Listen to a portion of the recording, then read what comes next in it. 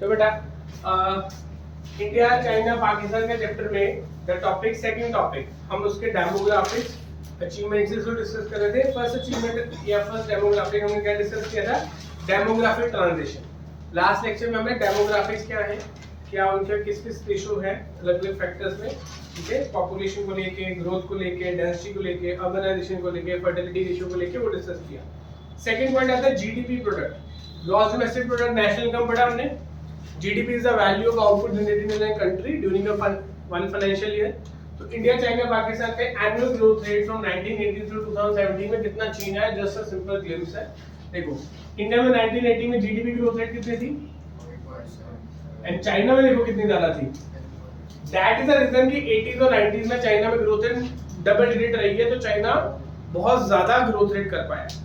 हम क्या Chinese model एप्लीकेट कर पाएंगे? नहीं, क्योंकि आज भी हम कितने पे ग्रोथ कर रहे हैं, ठीक है, नो डाउट। अब हमारी ग्रोथ रेट चाइना से ज्यादा हो गई है और अब जो करंट डाटा है 2024-3 का, अभी बुक्स में ये दिया तो ये यूज कर रहे हैं, उसमें चाइना की ग्रोथ रेट 3-4% पे आती है, इंडिया की 7-8% में।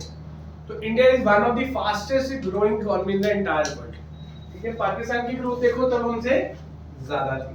क्या ग्रोथ रेट थी पाकिस्तान की? 6.3। आज ग्रोथ रेट 5.3 है according to this data of 1780। लेकिन जो करंट डाटा है उसमें ग्रोथ रेट और फॉल होती है, ठीक है। So now why it is called, this will be the India's decade on next 20 years। India की ग्रोथ सबसे ज्यादा होगी क्योंकि growth rate, young population, consumption, सारे पैरामीटर्स इंडिया के फेवर में है। अब इसको एक बार समरी पढ़ लेते हैं। साइज ऑफ द इकोनॉमी, ठीक है, China is the second largest economy in the world with the GDP of nearly 22.5 trillion, ठीक है। चाइनीज इकोनॉमी सबसे बड़ी है, ठीक है।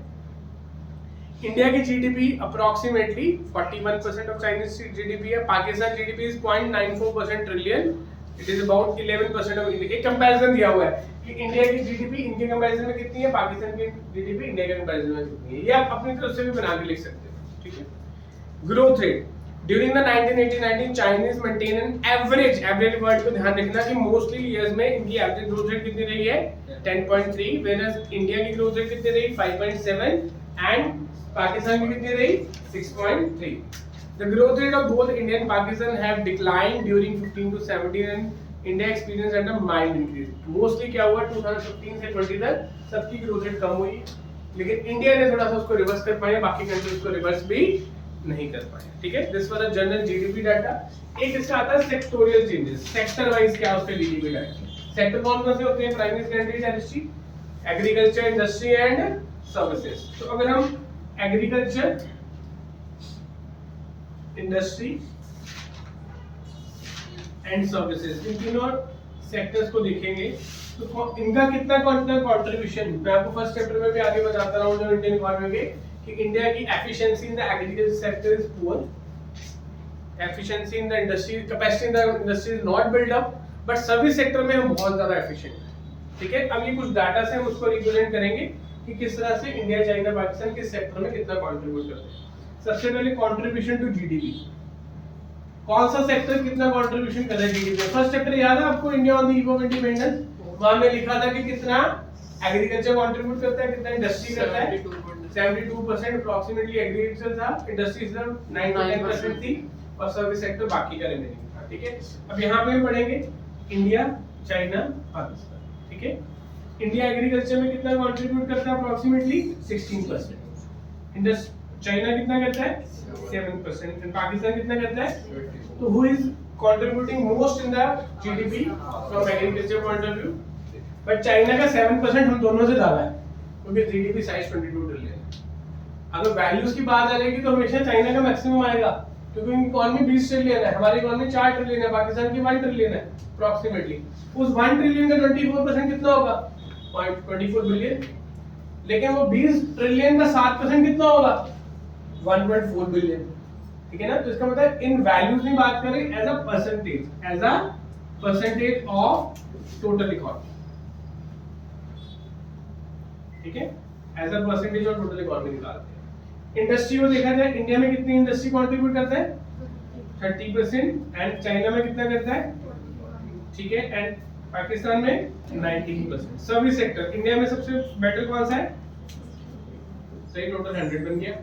इसमें सर्विस सेक्टर कितना है, 52, एंड थर्ड पाकिस्तान में कितना है। तो सर्विस सेक्टर तीनों का अच्छा परफॉर्म कर रहा है। सर्विस सेक्टर में कोई वेस्टेज नहीं होती, कोई रॉ मटेरियल कॉस्ट नहीं होती, कोई ट्रांसपोर्टेशन का इशू नहीं होता, दैट्स व्हाई एफिशिएंसी ज्यादा बेटर ड्राइव हो जाती है। ठीक है, उसके बाद वर्कफोर्स। वर्कफोर्स किसको कहते हैं बेटा, ह्यूमन कैपिटल में पढ़ा था। What is workforce? Capital, number of people who are participating in the working activities of country. ठीक है, workforce distribution of India, China and Pakistan. ठीक है, एग्रीकल्चर में कितने लोग लगे इंडिया के? 43%। अब 43% लोग सिर्फ 16% आउटपुट दे रहे हैं, तो ये एफिशिएंट है कि इनएफिशिएंट? इनएफिशिएंट। चाइना में कितने परसेंट लोग लगे हैं? तो वो भी कम कर रहे हैं आउटपुट। ठीक है ना। पाकिस्तान में कितने परसेंट लोग लगे? तो इसको मतलब एग्रीकल्चर में जनरल एफिशिएंसी अभी डाउन। एग्रीकल्चर सेक्टर में ब्रेकआउट अभी नहीं आ पाया, कोई ऐसी टेक्नोलॉजी, कोई ऐसा लॉजिस्टिक, कोई ऐसा बढ़िया मींस नहीं बना पाए हैं कि एग्रीकल्चर वेस्ट को अवॉइड कर सके। ठीक है ना। उसके बाद इंडस्ट्री में क्या है, इंडिया में कितने लोग लगे हैं? 25% लोग कितनी परसेंट आउटपुट दे रहे हैं? इसमें टेक्नोलॉजी या स्किल्ड पीपल का अच्छा यूटिलाइजेशन हो रहा है। ठीक है, चाइना में कितने लोग लगे हैं?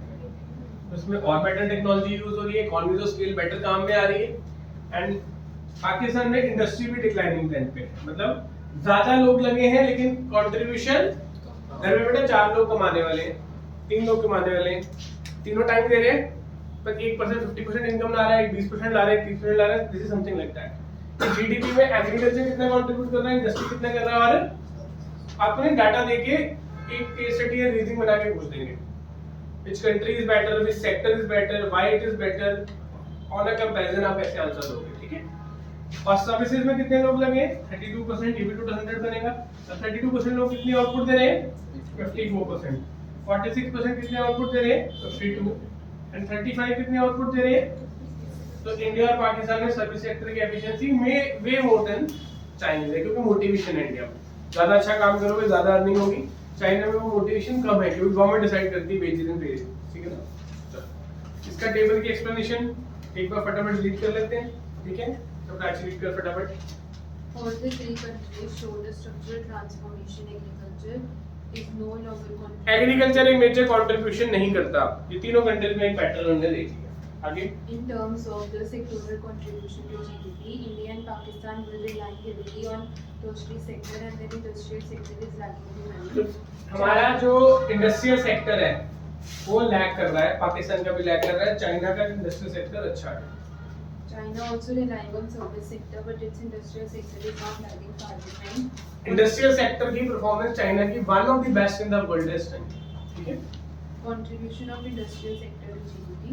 In India it is 30%, in Pakistan it is nearly. तो परसेंटेज निकाल के लिख दिए यहाँ से। नोट ये जो बॉक्स बना है, this point to be much deeper structural change in economy of China compare to India and Pakistan. मतलब इंडस्ट्री के अंदर चाइना में स्ट्रक्चरल चेंज इंडस्ट्री में बहुत ज्यादा अच्छा आया है। That is a good thing for Chinese economy and something for the world to learn from China. कुछ अच्छी चीज है जो पूरी दुनिया को, इंडिया को, पाकिस्तान को, सबको चाइना से सीखनी चाहिए कि कैसे इंडस्ट्रियल रेवोल्यूशन लाई जा सकती है। Experience of China. Experience of China in this respect is like the experience of most developed countries in the world. Historical experience of the developed countries show that in percentage share in GDP. बेटा हमेशा दुनिया में वही country ज्यादा powerful रही है पिछले 400, 500, 1000, 2000 जो इंडस्ट्रियल प्रोडक्ट्स को ज्यादा दे पाई। रीजन, रॉ मटेरियल आप प्रोक्योर कर सकते हो लेकिन इंडस्ट्रियल प्रोडक्ट के अंदर मार्जिनिंग ज्यादा होती है और सर्विसिंग इंडस्ट्रियल प्रोडक्ट पे दी जाती है। तो जब आपकी इंडस्ट्री का साइज बड़ा होगा इन अ ग्लोबलाइज्ड वर्ल्ड तो आप सर्विसिंग भी क्रिएट कर पाओगे। ठीक है। हिस्टोरिकल एक्सपीरियंस, पहले सेकेंडरी सेक्टर होगा, बाद में लेटर टर्शियरी सेक्टर होगा। Emerge as a leading sector of economy. तो आज दुनिया में सबसे ज्यादा इंडस्ट्री और सर्विस पे फोकस किया जाता है, एग्रीकल्चर पे फोकस नहीं किया जाता क्योंकि एग्रीकल्चर मींस टू रिसोर्सेज है, यानी कि हमारी जितनी जरूरत है पूरा हो रहा है। Experience of India Pakistan shows major shift from primary to tertiary. Secondary पे शिफ्ट नहीं हुआ, कहां पे शिफ्ट हो गया? टेरिशरी। कटिंग की हुई थी आपने, सेकेंडरी से लिख लिया, फिर उसको काट के टेरिशरी कर। ठीक है। पाकिस्तान इंडिया में जो शिफ्ट आया वो कहां से आया? Primary to tertiary sector. आपने कर लिया बेटा। ये थर्ड पॉइंट ह्यूमन डेवलपमेंट से ऊपर जो लाइन है, experience of India Pakistan shows major shift from primary to tertiary sector. tertiary लिखा ना। Lesser emphasis has been given to industrial expansion Pakistan as compared to China in India and Pakistan, expansion in service sector has led to a faster integration of economy. Faster integration क्या होता है? आपस में मिलकर काम करना. Activities are being used in a manner कि सब लोग उसमें participants हैं, ठीक है? क्योंकि हम globalized world में रहते हैं. Under the economic and political impact of developed nations. Developed nations के कारण उनकी outsourcing process underdeveloped countries में आते हैं. समझो, हमारे पास BPO ज्यादा है, IT सर्विसेज ज्यादा है इस वक्त, इसलिए सर्विस सेक्टर ज्यादा है. ठीक है, क्लियर? ये सेकंड टॉपिक था. तीसरा टॉपिक